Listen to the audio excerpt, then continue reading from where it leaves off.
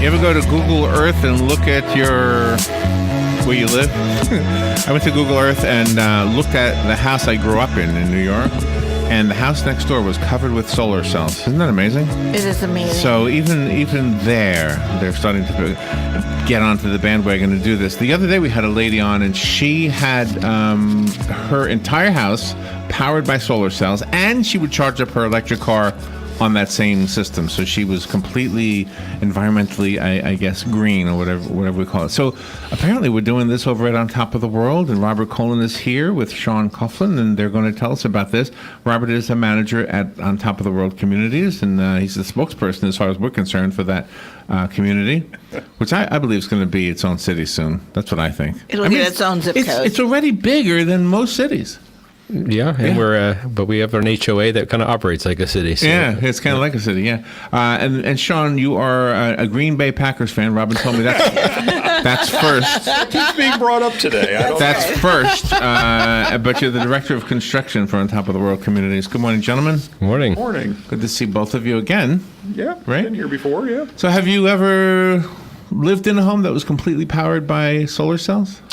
I haven't, to tell you the truth. Nope. No. We have a house On Top of the World where there's a homeowner that has a zero energy house, but it still requires electricity from the grid. Oh, it does. Because unless you have batteries, it still runs off of the grid, and then the electricity that you produce from the solar helps it. And then during hours when it's nighttime, for example, you're still feeding off the grid. And then days when you produce too much energy, it puts it back on the grid. And the power companies actually provide you money back or credit you money back on your electric bill. Yeah, they actually switch it to a bi-directional meter where, during the day when you're creating more than you're using, it feeds the power back to the grid, and then at night when you're not producing, you can, buy it back again. So they're buying it from you during the day, and you're buying it from them at night, and hopefully at the end of the month you don't have a power bill or much of a power bill. Wow. And I'm thinking that eventually the power company will have their own solar cells. It only makes sense, right? Several of them have done solar farms around the state. Disney? There are some, yes. Did you hear this story about Disney? That before the end of this year, they want to be powering 2 of their 4 parks completely with solar power. Wow. That's a lot. Yeah, have not heard that one, but it's really going right now. The efficiencies of the systems have gotten so much better over the years, and the price has come down quite a bit. So it really makes it much more economically feasible now. And I think that's probably the first question anybody would have if you were thinking about it. What kind of problems might you run into? Like, what are other people currently saying? Are there no downsides to it at all? Not really. When you talk about it just being a true zero energy, you do have to stay connected to the grid unless you spend, honestly, the system that generates the power now costs less than those battery walls that let you store it. So unless you're going to spend 2 to 3 times as much as the solar system costs to put enough battery backup in that you can run off of the batteries, you have to stay connected to the grid. So there's still going to be a small power bill on these things. The power company charges basically a service fee every month to be connected. Even if you wipe out 100% of your power charge on 100% of your fuel cost, there's still basically like a connection fee, a minimum connection fee to be on the grid and have that power going back and forth in the 2 directions. Is this something you're looking for to do on your community, Crescent Ridge, that you're planning? That's it, exactly. We've just started. We opened sales last week on Crescent Ridge, and we made it a standard in that community. So, really? Standard? It's a standard. Yeah, it's not we're selling it now as an option through our design center as well for our other communities. But where that was a new community coming online, we thought let's just make it a 100% solar community, and we're including a base solar system on all those houses that should be enough to wipe out the power bill. It all varies on the house when you talk about the downside. South-facing roof is the best. West-facing roof is only a couple percentage points down on the efficiency of the system, and then you can fall back on an east-facing roof. So, if you fall back on an east-facing roof, you're catching the morning sun. The west-facing roof is getting the afternoon sun, and south is getting it almost all day. So you lose a couple points efficiency here and there as you go through the different orientations. So when you're talking about downside on a house, In Florida, it's not bad. The sun is so close to being straight up and down compared to being in Michigan or, hey, Wisconsin. We'll bring that back in again. But, you can get away with south, west, or east exposures and still generate some pretty good power from the systems. Is there any different kind of material that you use for the roofs themselves to accommodate solar panels if that's where they're located? We're not. Our standard shingle that we use now is it's really a lifetime warranty, but all the jokes about lifetime warranties on shingles used to be, well, after 10 years, you had 0.1% of your warranty left over. The manufacturer that we use is actually 50 years before the prorate starts. So you have 100% guarantee on your shingles for 50 years. Oh my gosh. Through the manufacturer. Wow. Yeah, GAF. GAF roofing. So as far as needing something special under the shingles, there's no reason for it. Really? With 50 years before you need a re-roof. What about on the Solar trusses, though? panels should not be an issue. The panels do attach directly into the trusses so that from a wind load standpoint, there's no hurricane damage. Okay, that was a question. Wind Yeah, rip-off yeah. or anything like that. Yeah, it's engineered. Our houses are engineered to handle a 140 mile per hour sustained wind, and the panels are engineered to the same thing. So they're not going to be blowing off if a hurricane comes across. Has anybody ever expressed any aesthetic issues, like they don't like the way they look, that kind of thing? You hear it occasionally, but we're using almost a straight, just black panel, and it really just melts into the roof pretty well. Really? It goes away because we're using a charcoal gray roof and a black panel on it, and it really just melts into the roof. They're not real high profile, sticking up or anything. I don't know if so. this is the dumb question, but if there's something in the way of the roof to stop the sun, does the house stay cooler? That's a good question. So it actually, the panels actually work as a reflector to That's keep, what I'm wondering, and yeah. they protect the attic from absorbing so much of that heat, which the shingles do to some extent. And we also, Shawn can tell you about what the insulation is we put in the attic on the sheeting to prevent a lot of that. But you're right, it's a good point. Yeah, it does shade the roof a little bit better because there is an air gap between the panels of the roof that'll And like help keep Robert it said, cooler. it's reflective, right? And right, our roof sheathing has a reflective radiant barrier on the bottom of it that reflects the heat out as well. So everything keeps the attic pretty We got cool. the phone ringing with this one. You guys want to take phone calls? Sure. Sure. All right, let me take. I'll just get you a second to put your headset on. Shawn, you'll need to be able to hear. Just make sure you can hear me first. Can you hear me? Good morning. Thank you for calling. You're on the air. Good morning, everybody. I have one question with about solar panels, and what is the life expectancy of these solar panels? I've read somewhere where they sort of disintegrate or their power capacity diminishes over time. And I was just wondering if you guys have that figured out yet, and what the rate would be for the new stuff. One other hint is they now make roof shingles that have the capability of a solar panel. So you could look like a regular roof up there, and yet it's a solar roof. Mm-hmm. Anyway, I'll hang up and listen. Thank you very much, and you guys are doing a great job out there at the top of the world. Thank you. Thank you. Thank you. We appreciate it. They do lower inefficiency over time. You really, with the current panels, you don't see any significant decrease until the 20-25 year range. So, again, we talk about the lifetime shingles being 50 years on the no pro rate. 20-25 years is what a lot of companies would consider a lifetime guarantee. Yeah. So, but you will start to see some. They have almost a glass coating on the top. So if you're near some trees or anything like that, where you're going to be getting pollen on them or something, it is recommended just to basically pressure wash them like once a year, just to keep them clean enough that you're not blocking out any of that sun's energy or anything. It's a fascinating subject. I'm just curious about the power of the power, I guess. We're always told, you don't want to touch it because you could get killed from the electric shock, or that electricity can start a fire. Is it the same type of power, or is it not quite as strong? It is effectively, it's the same type of power. Is that right? Wow. Basically, if you look inside your breaker panel in your garage, you've got 30 amp breaker, your normal breakers in your house, 15 and 20 amp breakers. You've got 30 amp breakers to 50 amp breakers that power things like your range and your dryer. the input into your breaker panel is the equivalent of a 30 amp breaker. So the difference being solar is basically generated as DC current, and it goes through an inverter that switches it to AC current, where you've got the AC in your house. Now, the way that we're doing it, we're using microinverters on the roof. So by the time that it's coming down into your house, it's the normal AC current, just like you're getting from the power company. And would that change in the future if, let's say, everybody starts doing this? Would we start to see refrigerators that are made for DC, et cetera? Would we start to see that? It's really not necessary. Again, the inverters that go on, we use microinverters. There's one inverter for every other panel, basically, and it just converts it all to AC before it ever leaves the roof and comes down into the house. So. Hey, Shawn, let me ask you a question, if you don't mind. The caller had a couple of good questions. I'm just kind of curious. What is the efficiency of the solar panels that we'd be putting up?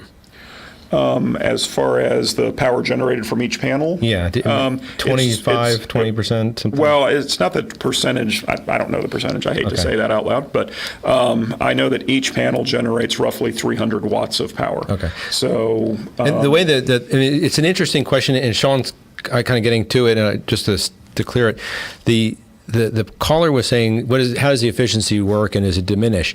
And if you think about 10 years ago or 15 years ago, these solar panels were producing, I don't know how to describe it best, but they said about 15% efficiency. So the amount of solar light that came in, the 15% was converted to electricity. Now you're talking in the range of probably 25%. I think it's 25 to 30 now, yes.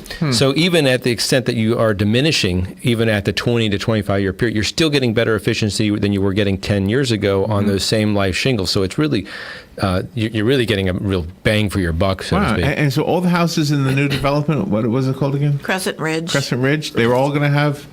Yes, yeah, they're all going to have the standard supplemental power, not... Well, again, it's still going to be hooked up to the grid. You're still going to have, a base monthly charge to the power company for that give and take going on. I haven't heard of a community doing this before. You're like breaking ground here. In this market, definitely. I don't think anybody's done it in Ocala. Nothing in the Ocala area. There are some in other communities. So I wonder if we're all going to start the copycatting, because if it looks like a good idea, it is a good idea, right? They copycat us on a lot of other things, It's possible. What area on top of the world is Crescent Ridge located in, and are the floor plans of those houses different from the other floor plans? We've got a few tweaks to them.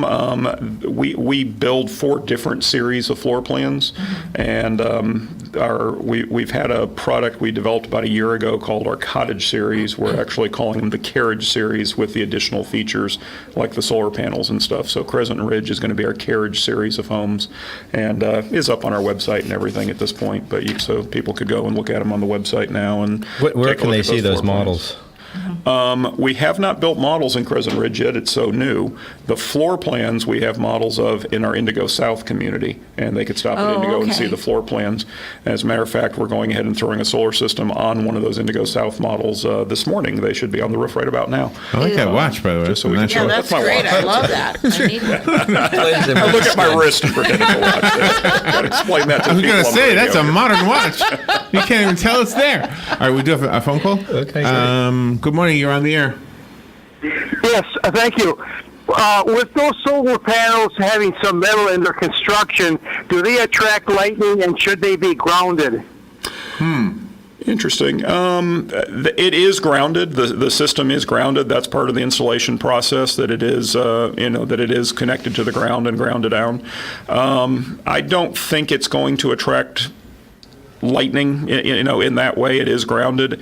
There's a lot of plastic and silicone in the construction, actually, but it does have some metal in the actual frame of the panel, primarily aluminum, to tell you the truth. They're very lightweight panels. Right, and it has a low profile on the roof anyway, so it's not like it's protruding high up into the air where it can actually be an attractor to it. Yeah, it's not sticking up higher than the peak of the roof already was, et cetera. So I have not seen anything on them attracting lightning, and haven't heard any stories of lightning strikes starting fires or anything like that. So I have not seen any concern on that in the past. Oh, Larry had a story this morning about a sinkhole opening up in one of the communities off of 200.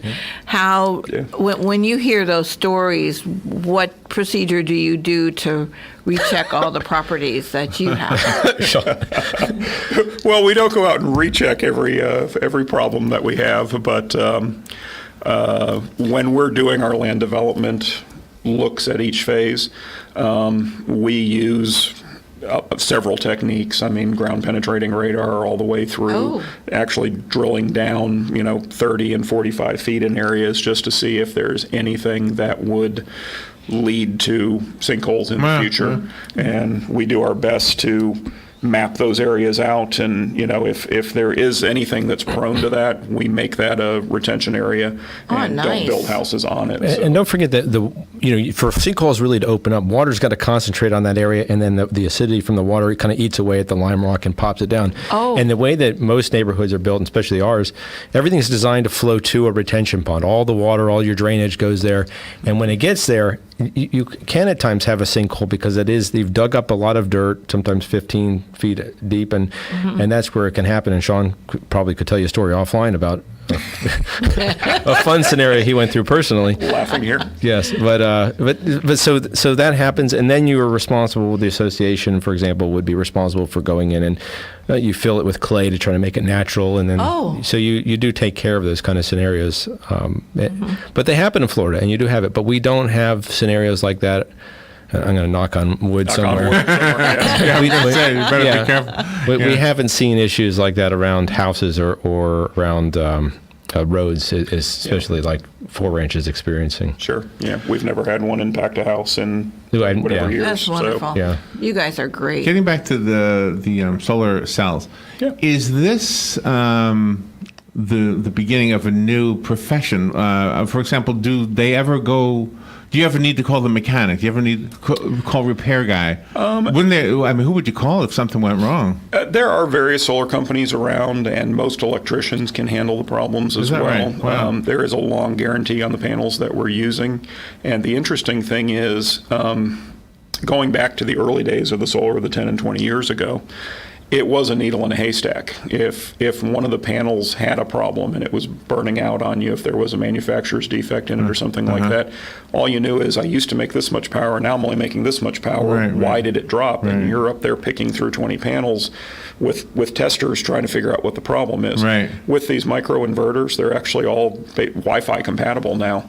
You can actually just look at your phone and go, oh, my problem is the third one from the right in the upper row. Oh, that's amazing. And you pop that panel off, put a new panel on, connect a wire, and you're good to go. You're back up to full efficiency. So you can really self-diagnose on these systems now and just say, it's the third panel from the right, and you know which one has a problem, and replace that one panel, you're good to go. The story we had that I shared with you earlier, I think it was on the air, about the woman who charges her car on her system that is solar.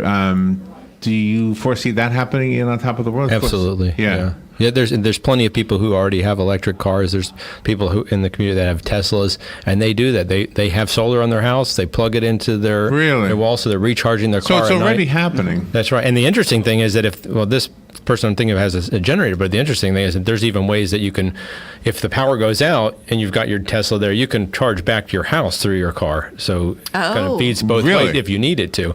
It doesn't last very long. I was going to say that must, But this is wonderful because with the hurricanes and all the storms, if power is lost, these solar panels might make generators obsolete.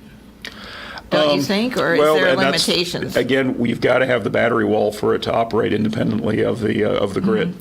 So if the grid is down, the solar panels are not going to power your house, unfortunately, unless you've also invested in batteries. So there is now we also sell backup generators that can take care of the house and the thing. You mentioned the Teslas and Priuses, et cetera, but everybody's got a golf cart too. Everybody's got a great point. If they don't have the electric car, they're already charging the golf cart off of it too. So that makes a big difference too. Wow.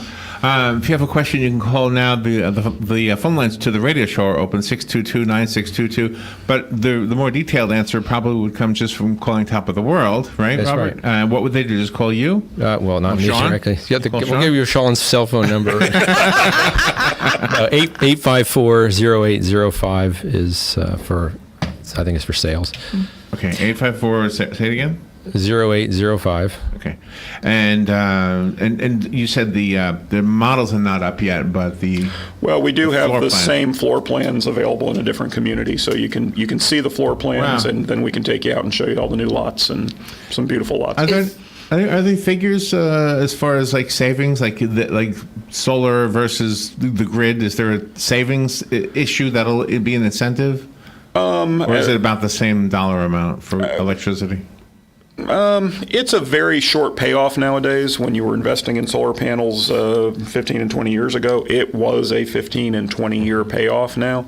At this point, it's only a 3 to a 5 year payoff, and there are still federal tax credits available now. So, we're actually going to break it out where they can see it on their taxes. And if you have some tax liability, you can get a 30% tax credit for the solar that you're putting on your house as well. So, again, not an accountant, consult your accountant. But, does a prolonged period of overcast cause a problem? It can slow down the energy consumption, but when we show what the system's rated at, it basically, the cloudy days, the sunny days are all taken into account when they're looking at what they expect the system to put out. And we're trying to put a system on the house that should take care of the power bill on these houses. Wow. Is Crescent Ridge located next to Indigo East? Where is it on the property of on top of the we're world? kind of Indigo East, Indigo South. They're on the east side of the property, and this is a little more southwest side of the property. That's right. It's inside the main gates. Yeah. Oh, okay. Right. So. Okay. So it does have the full amenity slate that all of our residents enjoy inside of the gates, with all the health and rec centers and the new Arbor Club. 3 swimming pools inside the main gates there. Oh, and nice. Shawn was just responsible for helping to oversee the renovation of our main Arbor Club. The Arbor Club clubhouse, and new facilities at the Arbor Club, which will be an enormous addition. So a lot of new features that are coming in there, and then Crescent Ridge will have its own little veterans park. Oh, how wonderful! So that is great. Some outdoor amenities associated with it. We are watching a city in its infancy, is what I think. Yeah. I think on top of the world. Squeeze in one more phone call. Oh, great. Good morning. You're on the air. Yes, I have another real quick question. Could hail damage those panels? Again, in the anything is possible category, it could. It's actually rated. We even asked the question because we've got the golf courses and stuff, if an errant golf ball could hurt it. The panels are really strong. They're rated to the point, if you just laid it on the sidewalk, you can walk right across the panel and not break it. I never want to say never, because hey, there's softball size hail out there, and if it hits it at just the right angle, it is possible. Yes. It is the average afternoon thunderstorm in summer where we get some little pea-sized hail going to do anything to it. It shouldn't. But, you hear about these monster storms that put off baseball-sized hail, softball-sized hail. There was one this morning in the Midwest somewhere. Yeah. Anything's possible, but they are rated for a pretty good impact hit, but how big is that hailstone? We don't know. Very, very cool topic. Okay, so if you're interested in taking a tour and learning more about everything, Robert, give us that information again. Well, it's 352-854-0805, and there's the sales office, which is located off of State Road 200 and 99th Street Road, which is kind of right near the Publix. I don't know how best to describe it. There used to be a Winn-Dixie right over there, but that's gone. So. Yeah. Well, that's going to be. Oh, what did we hear? We heard I don't know. There's a new grocery store going things. in. Yeah, oh, really? I don't know what the answer is yet. So. Nice. Robert Colen and Shawn Coughlin, thank you guys. All right. Thank you for having us. Thank you. Appreciate it. All right, we'll be right back.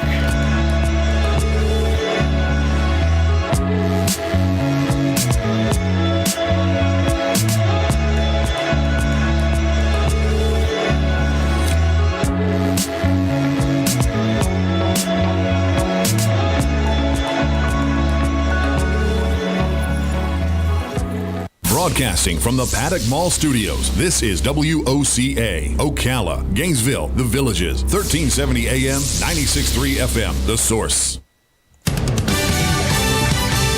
Fox News Radio, I'm Chris Foster. President Trump tweets again, witch hunt. We now know questions Special Counsel Robert Mueller wants the president to answer, and suggesting a subpoena if he refuses. Special counsel threatening a subpoena back in a March meeting with Trump attorneys, according to the president's former lead attorney, John Dowd, who confirmed, saying at that meeting, "This isn't some game. You are screwing with the work of the president of the United States." Fox